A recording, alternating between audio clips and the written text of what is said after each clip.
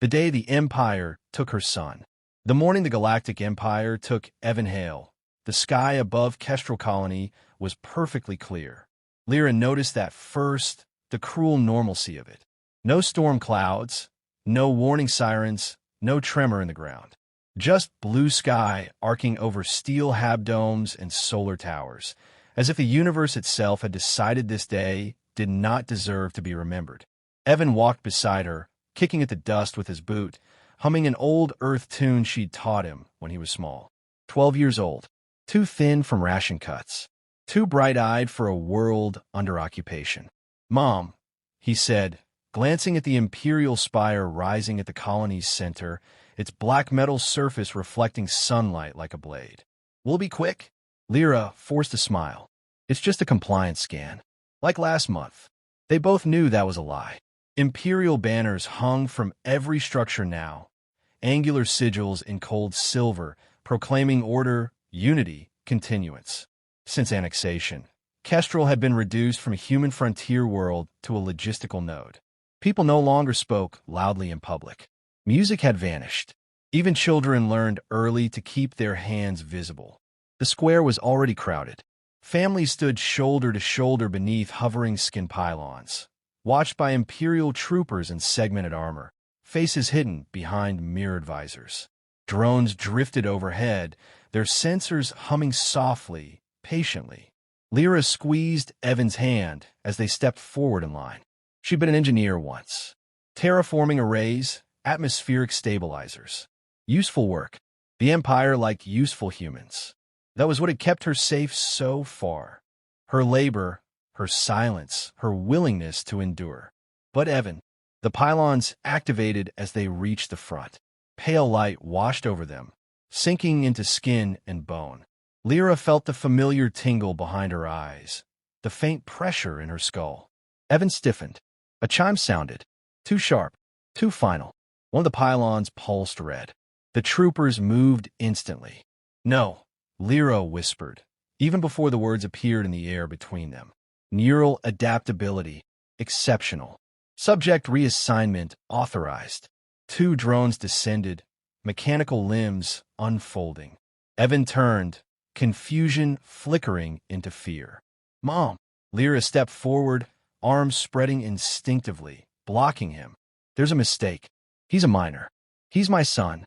An Imperial officer approached, taller than the troopers, robes edged with gold circuitry. His voice emerged from a translator, smooth and utterly empty. "Human parental claim acknowledged. Claim denied." "You can't take him," Lyra said, her voice cracking. "He hasn't done anything. He's a child." "Incorrect," the officer replied. "He possesses value." The drones reached for Evan. Lyra grabbed the officer's sleeve. She didn't remember deciding to do it. Only the sudden contact, the alien fabric cold beneath her fingers. The response was immediate. A trooper struck her across the face with the butt of his weapon. The world spun. She fell to her knees, blood filling her mouth. "Mom!" Evan screamed. She saw him being pulled backward, his heels scraping against the stone, his hands clawing for her. She crawled toward him, ignoring the pain in her ribs, reaching.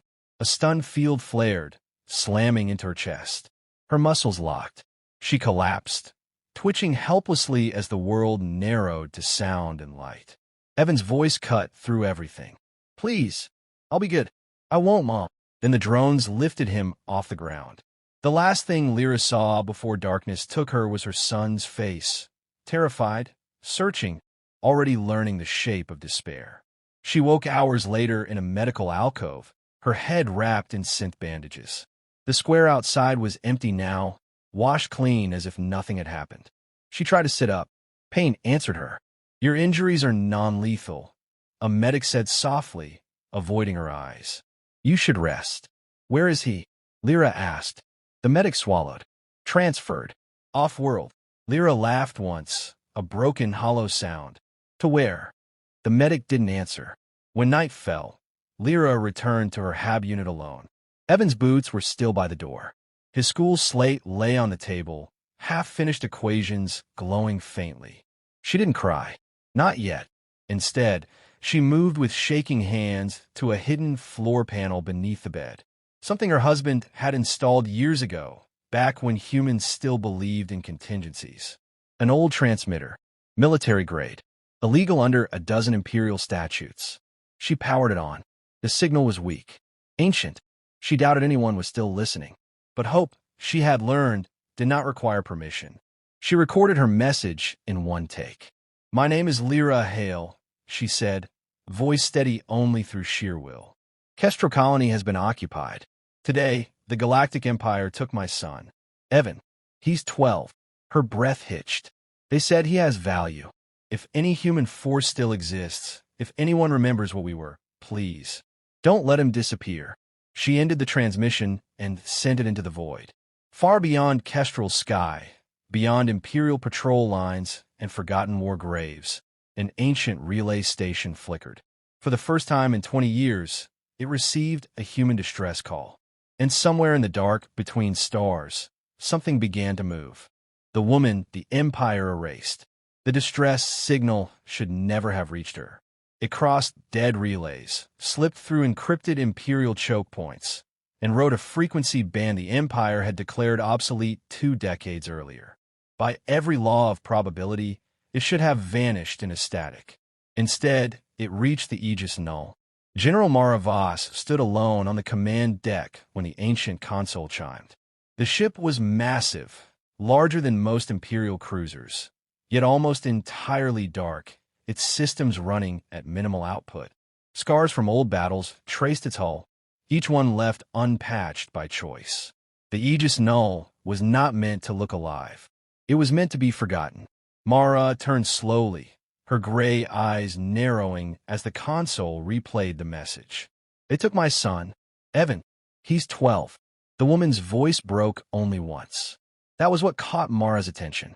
Not the plea itself. She'd heard thousands like it over the years, but the restraint. The control. Mara replayed the message again. Then she closed her eyes.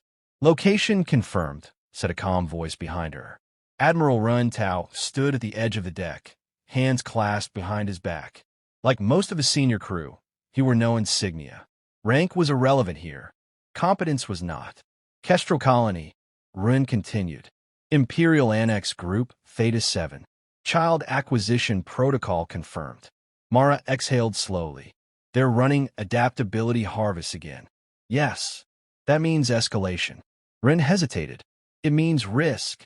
Mara turned to face him. Her posture was relaxed, but Ren knew better. He had served under her long enough to recognize the stillness before a storm. "Admiral," she said, "how many human children have disappeared since the annexations began?" Ren didn't need to check the data. "Too many. Names? Most were never recorded." Mara's jaw tightened. "Then today, we record one." She gestured to the console. "Play it again." The bridge speakers filled with Lyra Hale's voice once more. Around them, crew members paused in their work. No one spoke. No one needed to. When the message ended, Mara straightened. "Wake the fleet," she said. Ren's eyes flicked toward the tactical displays. "All of it. All of it." A low murmur rippled through the deck. Ren chose his words carefully. "General, with respect, this is a single colony. A single child." Mara stepped closer, her voice dropping. "The Empire believes humans are strategic creatures," she said. "They think we calculate loss the way they do. Numbers. Yield. Efficiency." She tapped the console once, sharply. "They are wrong." She turned to the crew now, her voice carrying. "Set course for Kestrel. Full blackout approach. No hails. No warnings." A young lieutenant swallowed. "Ma'am, do we deploy them?" Mara didn't answer immediately. Instead, she walked to the forward viewport. Stars stretched endlessly beyond the reinforced glass. Somewhere out there, an Imperial officer was filing Evan Hale's name into a database, reducing a human child to a line of exploitable potential. "Yes," Mara said at last. "We deploy the Behemoths." The deck went silent. Even here, among soldiers who had fought the Empire in secret for decades, that word carried weight. Ren stepped forward. "General, the Empire erased those projects for a reason. If they detect them—" "They already erased me," Mara interrupted calmly. "And yet, here I am." She turned, eyes hard. Open Vault 1. The lights dimmed further as massive containment fields disengaged deep within the ship. On the tactical display, two silhouettes appeared, each so large the system struggled to render them to scale. Gravezinger, Ashmother. Weapons, the Empire had once decided, should be predictable. Mara had built these to be anything, but Gravezinger was a gravity siege entity. Part ship, part weapon, part mathematical impossibility. It didn't fire projectiles. It reshaped mass itself, turning space into a crushing vice. Ashmother was worse. A self-evolving war construct. It observed, adapted, and erased enemy tactics from existence. The Empire had banned its very concept after the first test run annihilated an entire simulation command. Ren looked at the displays, then back at Mara. This will change how the galaxy sees us. Mara nodded. Good. She turned away from the viewport and sat in the command chair, the symbol of Terran resistance glowing faintly beneath her hand. Patch me into the fleet, she ordered. The screen filled with faces, captains, commanders, veterans of a war history pretended never happened. This is General Mara Voss, she said. You all know what the Empire did to me. You know what they took. Her gaze hardened. Today they took a child. A ripple of anger spread across the fleet. We are not going to negotiate, Mara continued. We are not going to petition. We're going to arrive, and we're going to remind the galaxy of something it has tried very hard to forget. She leaned forward. Humans do not abandon their young. Across dozens of ships, weapons powered up. Drives began to hum. Ancient engines awakened, burning with restrained fury.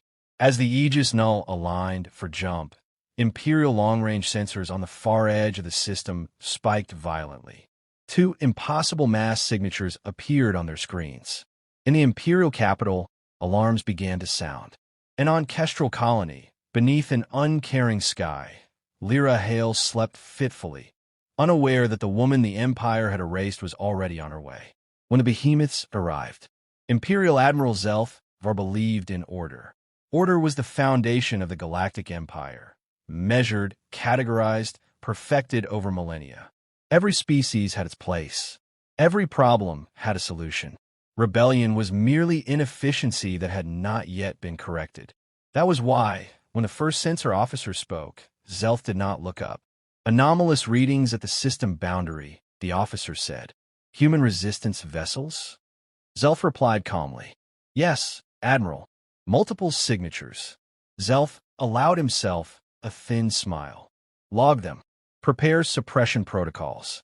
Then the officer's voice wavered. Admiral, the mass readings are inconsistent. Zelf frowned and turned toward the main display. Space folded. Not in the violent flash of hyperspace emergence the Empire understood, but in a slow, deliberate distortion, as if the universe itself were being bent aside. Something came through. The tactical display struggled to render it, symbols flickering, scale recalibrating again and again. That is not a ship, Zelf said. No, Admiral, the officer whispered. It's singing. Gravezinger emerged first. It resembled a crescent of dark matter and armored void, its surface etched with glowing human runes, mathematical constructs encoded as art. Around it, gravity warped visibly. Stars stretched. Light bent. Imperial ships closest to it began to drift off formation. Correct the alignment, Zelf snapped. The helmsman's mandibles clicked in panic. We can't. Local gravity wells are changing. Then Gravezinger pulled. Not violently. Not explosively. Space compressed. 3 Imperial cruisers folded inward, hulls crumpling as if crushed by an invisible fist. No weapons fired. No shields failed. They simply ceased to exist. Silence filled the command bridge. Zelf stared, unable to process what he was seeing. That violates every known physical limitation. Yes, the sensor officer said softly. And it's not alone. A second distortion rippled through space. Ashmother arrived like a wound opening in reality. It had no single shape. Layers of adaptive armor flowed over a central core, rearranging even as sensors tried to lock on. Tendrils of light extended, sampling emissions, reading tactics, learning. Imperial targeting arrays fired. The first volley struck Ash Mother's outer shell and reflected. Not bounced. Understood. The return fire followed Imperial frequency logic perfectly, slipping through their own shield harmonics. 5 ships vanished in brilliant silence. Zelf felt something unfamiliar coil in his thorax. Fear. Change firing patterns, he ordered. Ash Mother adjusted instantly. The next volley never reached it. The space between simply wasn't there anymore. On Kestrel Colony below, the sky darkened. Lyra Hale stumbled out of the refugee shelter as alarms howled across the settlement. People pointed upward, fear and awe warring in their expressions. 2 shapes eclipsed the sun. Human war banners burned across the hulls in defiant crimson and white. Then the human fleet arrived. Dozens of ships, sleek, scarred, unmistakably built for war, translated into orbit with terrifying precision. They didn't scatter. They didn't posture. They advanced. Imperial defenses tried to respond. Gravesinger sang again. The planetary defense grid collapsed as orbital platforms tore free of their moorings, dragged helplessly into widening gravity wells. The sky filled with debris, burning bright as it fell away from the colony's atmosphere. Human dropcraft pierced the clouds moments later. Lyra dropped to her knees as sonic booms rolled across the plains. She pressed her hands to the ground, feeling vibrations, not destruction but control. Every strike was measured, every impact precise. Human soldiers hit the ground running. They moved with ruthless efficiency, clearing Imperial positions while shielding civilian zones. Plasma fire roared, but it never touched the shelters, never touched the homes. An Imperial officer tried to rally resistance near the central spire. Ash Mother noticed. A beam of adaptive energy lanced down from orbit, surgical and absolute. The spire collapsed inward, not exploding, not burning, simply ending. The Imperial signal went silent. Above, Admiral Zelf watched his fleet unravel. "Open a channel," he said, voice tight. "Offer terms." The comm officer shook his head slowly. "They're not responding." Then broadcast surrender. The channel opened on its own. General Mara Voss appeared on the display, her uniform unadorned, her expression calm. "This system is under human protection," she said. "Your forces are in violation." Zelf straightened. "You are escalating beyond acceptable parameters. This will provoke." "You took a child," Mara interrupted. Zelf froze. "That was an authorized acquisition," he said weakly. "The subject has value." Mara's eyes hardened. "So did my people." She cut the channel. Gravesinger shifted position. One by one, Imperial ships lost power, lost cohesion, lost hope. Some fled. Most did not make it far. When the fighting ended, the sky cleared. Human banners flew over Kestrel Colony. Lyra was escorted through the human lines, trembling, heart pounding. She looked up at the colossal ships in orbit, at the impossible machines that had arrived because of her message. A human officer knelt beside her. "Ma'am," he said gently, "the general wishes to see you." Lyra swallowed. "Does she know about my son?" The officer met her gaze. "She does," he said, "and she's going to make the Empire answer." High above the planet, Mara Voss stood before the viewport, watching the last Imperial wreckage drift away. "Find him," she said quietly. The order echoed through the fleet, and across the stars, the Galactic Empire began to understand the cost of taking a human child. The price of taking a human child. The Galactic Empire had never known silence like this. In the aftermath of Kestrel's liberation, entire Imperial sectors went quiet. Patrol fleets withdrew. Trade lanes rerouted. Even the Empire's vast data network slowed, as if the system itself hesitated to acknowledge what had happened. In the Imperial core, the High Council convened in emergency session. For the first time in recorded history, fear was present in the chamber. "This is an overreaction," Councillor Threx insisted, mandibles clicking sharply. "The humans are posturing. They always posture. Posturing does not erase 3 fleets," another councillor replied, "or deploy weapons we cannot counter. Before Threx could respond, the chamber lights dimmed. A new presence filled the air. General Mara Voss appeared at the center of the council chamber, her image projected without request or permission. Human encryption slid through imperial defenses like they weren't there. "You will listen," she said calmly. Security forces surged forward and froze. Their systems locked, overridden by a higher authority they did not understand. "You abducted human children," Mara continued. "You classified them as resources. You erased their names." Her gaze swept the chamber. "That ends today." Counselor Threx straightened. "You have no legal standing here." Mara nodded. "Correct. This is not a legal matter." She gestured, and the projection shifted. An imperial core world appeared, lush, densely populated, untouched by war. Then the image advanced in time. Cities went dark. Power grids failed. Atmospheres stabilized, but all higher neural activity ceased in a single, synchronized instant. Billions of lives frozen, not destroyed, not burned, simply ended. The chamber erupted in panic. "This is genocide," Threx shrieked. "No," Mara said. "This is restraint." She leaned forward slightly. "We could have erased your civilization. We chose one world. A demonstration." Silence returned, thick and suffocating. "Here are your terms," Mara said. "Return every human child taken under acquisition protocols. Alive, unaltered. You will transmit their locations immediately." A data stream flooded the chamber. "You will withdraw from all human colonies," she continued. "You will classify humanity as a sovereign deterrent species.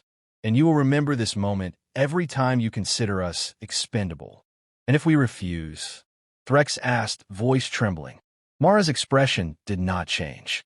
"Then Gravesinger will sing again." The transmission ended. Across imperial space, panic spread. Within hours, sealed facilities opened. Transport vessels changed course. Files long buried were dragged into the light. On the Aegis Null, a list of names scrolled endlessly across the central display. Evan Hale was one of them. Lyra stood frozen as the confirmation appeared, hands trembling, breath shallow. "He's alive," she whispered. "Yes," Admiral Rins said softly. "Detained in Neural Adaptation Center. No invasive procedures recorded." Lyra covered her mouth as a sob finally escaped her. Mara approached her slowly. "I can't undo what they did," the general said. "But I can bring him back." "Thank you," Lyra said, the words feeling too small. "For answering. For caring." Mara met her eyes. "He is human. That is reason enough." The retrieval operation was swift and absolute. Human strike teams breached the Imperial facility without resistance. The guards had been ordered not to interfere. Evan was found in a white room, thinner, quieter, clutching a data slate he wasn't reading. He looked up as the door opened and froze. "Mom!" Lyra crossed the room in 3 steps and pulled him into her arms, holding him as if the universe might try to steal him again. "I've got you," she whispered fiercely. "I've got you." Evan trembled, then clung to her, the fear finally breaking. Above them, the human fleet stood ready, but unused. The Empire complied. Within days, Imperial forces withdrew from human space. New classifications rippled across galactic databases. Humanity, existential deterrent civilization. Engagement not advised. On the bridge of the Aegis Null, Mara watched the updates scroll past. "The galaxy will remember this," Rins said. Mara nodded. "They'll try to forget. They always do." She looked out at the stars, expression unreadable. "But the next time they consider taking a human child," she continued, "they'll remember what it cost them." Below, on a liberated world, a mother held her son beneath a clear blue sky. The Empire had taken one child, and in doing so, had reminded the galaxy of an ancient truth. Humanity does not forgive those who steal its future.